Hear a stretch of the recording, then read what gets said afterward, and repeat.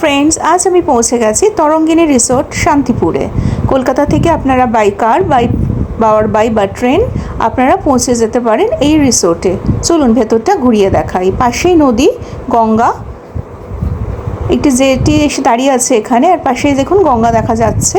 আমাদের day out package ছিল, সাথে একটা রুমও আমাদের জন্য অ্যালট করা হয়েছিল। 1400 থেকে 1500 টু 1600 ভ্যারি করে, depending on the season, charge depend করে। তো এইটা ওদের রিসেপশন।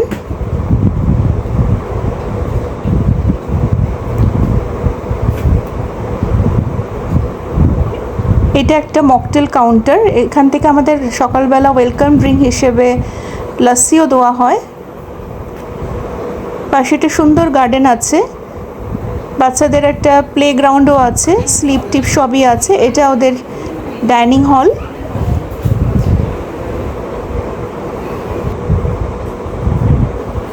এখানে মধুবনী বুটিক বলে একটি দোকান আছে ছোট, আর এই ছোট ছোট কটেজগুলো পরপর এখানেই ডে আউটে বা নাইট আউটের জন্য থাকার ব্যবস্থা আছে। দেখুন পাশেই গঙ্গা। শীতকালে আসলে জায়গাটা খুবই সুন্দর, গরমকালে একটু গরম লাগলেও লাগতে পারে। আমরা ছিলাম এই তরণী বলে ছোট কটেজটিতে।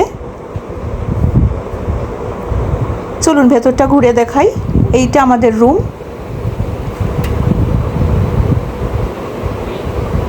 সুন্দর অ্যাকোমোডেশন, এসিও ছিল। এটা বাথরুম, বাথটবও আছে সাথে।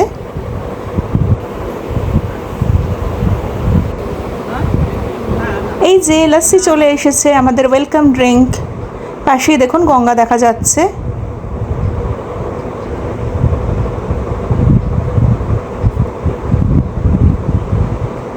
এটা ওদের ওই দোকানটি রিসোর্টের ভেতরেই।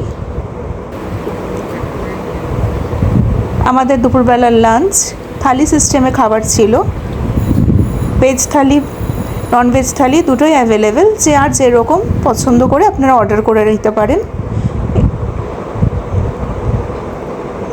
এইগুলো কটেজগুলি আমি আপনাদের ঘুরে দেখাচ্ছি। পাশে একটা গার্ডেন, সামনে একটা অর্গ্যানিক ফার্ম হাউস মতন আছে। দেখুন এটা ফার্ম হাউস। এখানে শীতকালে প্রচুর শাকসবজি, ফল ফুল চাষ করা হয়।